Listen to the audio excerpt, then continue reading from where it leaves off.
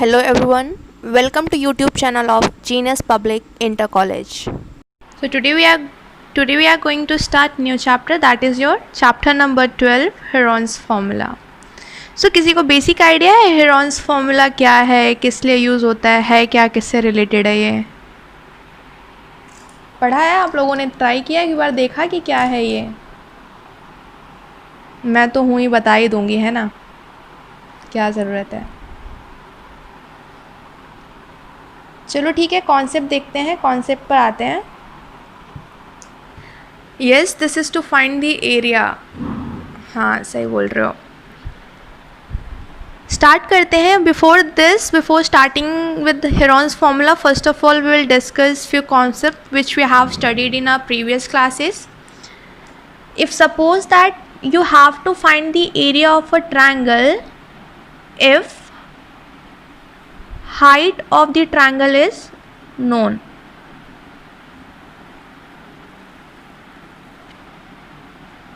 अगर आपको ट्रायंगल की हाइट पता है और उसका एरिया निकालना है तो कैसे निकालोगे? If suppose you are given with a triangle ABC and I draw a perpendicular from opposite vertex to the base, it means let this point be D.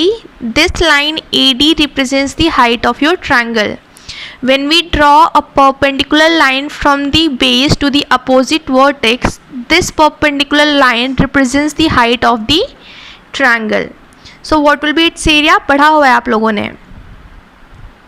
Yes, area of such kind of triangles are half into base into height. Rather you can say corresponding height. आप corresponding height क्यों? क्योंकि अगर base suppose करो मैं AC को base मान लूँ, then the height of the triangle will get changed. क्या हो जाएगा? इसके अपोजिट वर्टेक्स से परपेंडिकुलर डिस्टेंस ऐसा कुछ आएगा. सो इन दिस केस अगर AC को बेस मानते हैं तो ये आपका हाइट हो जाएगा ट्रायंगल का. So the area of such kind of triangles is equals to half into base into corresponding height. Next case देखते हैं. If suppose you have to find the area of a right angle triangle. अगर आपको right angle triangle का area find बताना है तो कैसे find करोगे?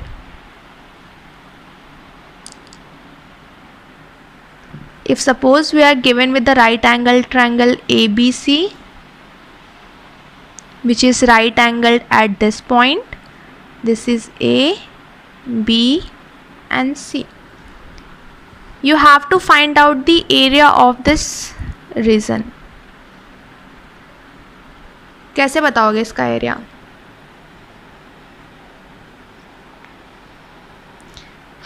पाइथागोरस ट्रिपलेट से.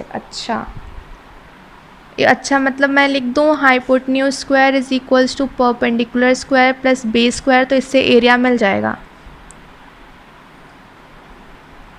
This is your hypotenuse, this is your perpendicular and this is your base. मुझे तो नहीं दिख रहा है यहाँ पे कहीं एरिया, आप लोग को दिख रहा है? मुझे तो इसमें सिर्फ लेंथ्स दिख रही हैं साइड्स की. हाँ, जब नहीं दिख रहा है तो एरिया कहाँ से आया फिर? अरे use the previous concept. Just now I have said if the height of the triangle is known then use this formula. Don't you know the height of this triangle? आपको इस ट्रायंगल की height नहीं पता है क्या? This perpendicular distance itself is the height of the triangle. So here also you have to make use of the same formula. Area is half into base into height. Base is your this BC and height is this perpendicular distance. यही आपका क्या है? Height है कि नहीं है? तो यहाँ पर भी सेम फॉर्मूला ही यूज़ होगा, सेम कॉन्सेप्ट ही यूज़ होगा. Now if suppose I ask you the area of an equilateral triangle, ये भी आपने पढ़ा हुआ है, बताओ क्या होगा?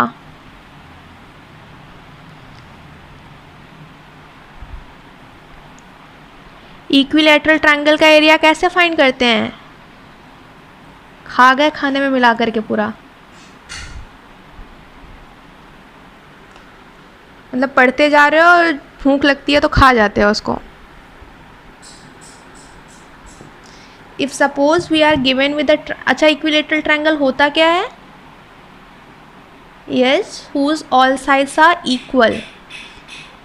If we are given with the triangle ABC, so all sides of this triangle are equal. इसकी तीनों साइड्स क्या हैं?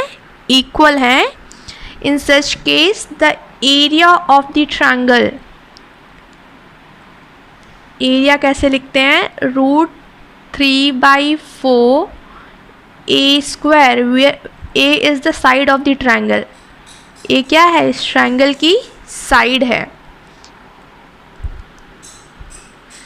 So if you have to find the area of an equilateral triangle, the formula for the area is √3/4 a square. पढ़ रखा है आप लोगों ने, भूल गए वो अलग बात है. Now from where we got this formula? कहाँ से आया? उड़ते उड़ते हवा से आ गया कहीं? देखते हैं कैसे आया ये, कहाँ से आ गया हमारे पास √3/4 a square अपनी मर्जी से. Here we are given with a triangle named ABC. This is an equilateral triangle. It means the sides of the triangle are equal. इसकी तीनों sides कैसी हैं? Let us suppose सब कितनी है? A units हैं. हमने एक प्रॉपर्टी पढ़ी है इक्विलेटरल ट्रायंगल की, दी परपेंडिकुलर और बेस का क्या होता है? अगर हम इक्विलेटरल ट्रायंगल से परपेंडिकुलर ड्रॉ करते हैं, yes, this bisects the base. Equilateral triangle में अगर किसी भी साइड से अपोजिट वर्टेक्स पे परपेंडिकुलर ड्रॉ करते हो तो ये क्या करता है? बेस को बाइसेक्ट कर देता है. इट मीन्स ये लेंथ कितना हो जाएगा? Half, that is a/2 units हो जाएगा. Fine. Now here we got a right angle triangle A. Let this point be D. Suppose कर लो ये पॉइंट आपका क्या है? D है. Look in the triangle ADC. Triangle ADC में देखो, in triangle ADC is a right angle triangle, so we can make use of Pythagoras theorem over here. In this AC square, that is your hypotenuse, the side opposite to this 90 degrees represents your hypotenuse. So AC square is equals to perpendicular square, that is your AD square, plus base square, that is your CD square. Let this be h. इसको मान लेते हैं हमारा height है triangle का. Perpendicular distance है तो height भी होगा, h से रिप्रेजेंट कर दिया हमने. Here AC, the length of AC is a units, so this is a square. Length of AD we are representing this by h, so this is h square, plus CD we are representing this by a/2, this is a/2 square. Just simplify it and get the value of height. A square minus, इसको इधर shift करेंगे तो a square by 4, this is equals to h square. यहाँ से solve कर लोगे तो LCM से क्या आ जाएगा? h square is equals to 4 will be the LCM. This is 4a square minus a square. Here we will get 3a square by 4. 4a square minus a square is 3a square. Here we are getting the value of height square, but we need h, the value of height. So we can write it as root, taking square root on both sides. पढ़ा हुआ है, अब तो इतना steps करने की ज़रूरत नहीं है ना. 3a square by 4. 4 is the square of 2. So we can write that height is √3. a square root से बाहर आ जाएगा, a बच गया, and this is the square of 2, so 2. The value of height is √3a/2. अब हमें height तो नहीं चाहिए, हमें निकालना क्या था? एरिया निकालना था. Now we know that if the height of the triangle is known, then area is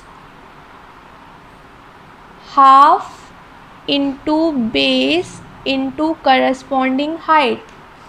So in this case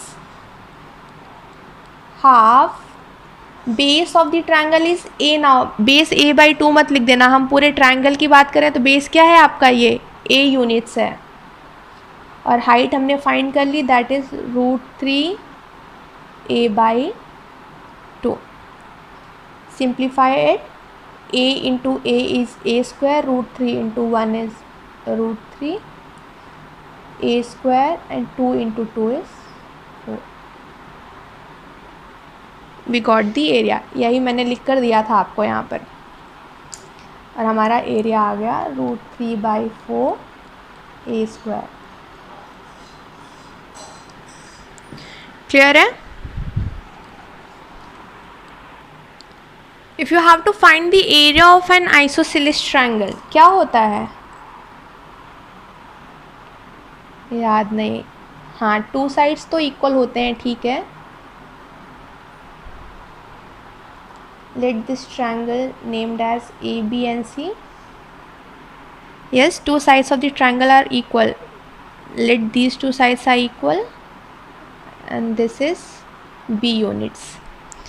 Fine, ये दोनों sides आपके क्या हैं, equal थे और ये B units है third side. In this case the area of the triangle is given as B by 4 √4a square minus b square. A B क्या है, a is the side which are equal. a जो equal sides हैं वो है. b क्या है, जो unequal side थी वो आपकी क्या है, b है. These are the sides of the triangle. a equal sides को रिप्रेजेंट कर रहा है, b क्या इसको रिप्रेजेंट कर रहा है, अनइक्वल साइड को. अब ये भी कहाँ से आया, प्रूफ कर देखना है इसका.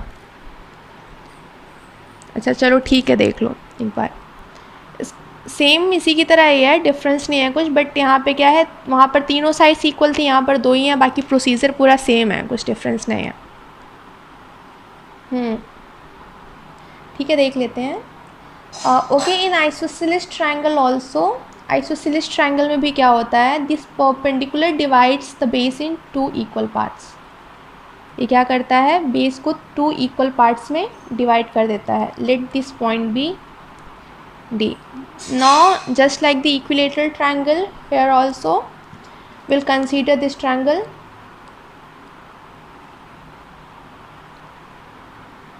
First of all we'll find the height. ये height find करेंगे.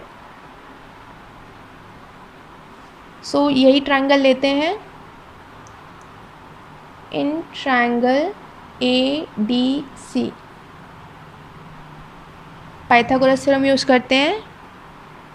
AC square is equals to AD square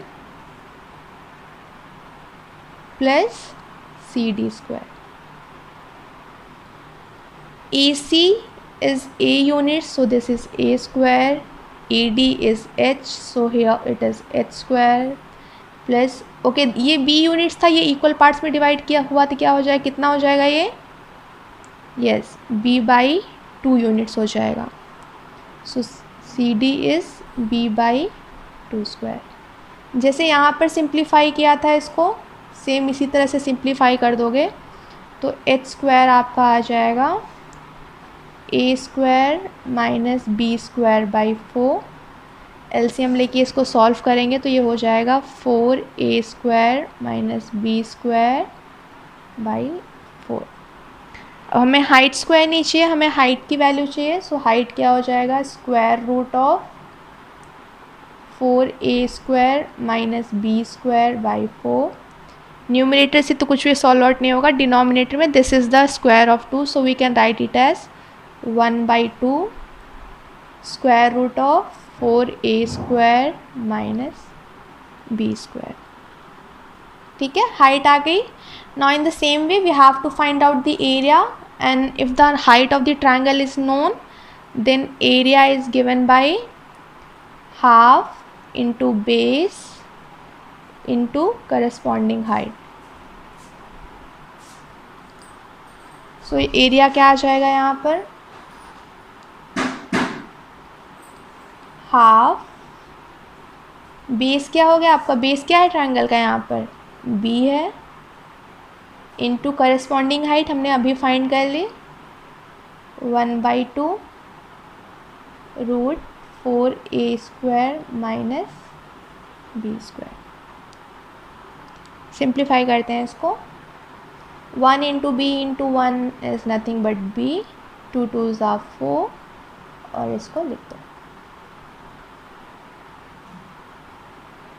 This is what I have said in the starting. The area of an isosceles triangle is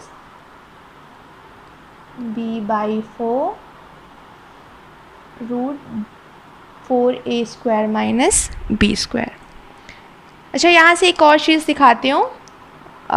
equilateral triangle और इसमें क्या छोटा सा difference था। In equilateral triangle we have all sides of the triangle are equal, and in case of isosceles triangle only 2 sides are equal. इतना ही difference था ना, ठीक है। यहाँ पर देखो छोटा सा चीज़ चेकआउट करते हैं, ध्यान से देखना। अगर इक्विलेटरल ट्रायंगल होता है ये, तो ये बी भी ए के ही इक्वल होता, because in that all sides are equal. तो जो 2 साइड्स ए के इक्वल है तो तीनों साइड्स ए के इक्वल हो जाती है कि नहीं। ये बी भी क्या होता आपका, ए के इक्वल होता, a/4 root 4a² minus B की प्लेस पे क्या होता, ए ही हो जाता, a²।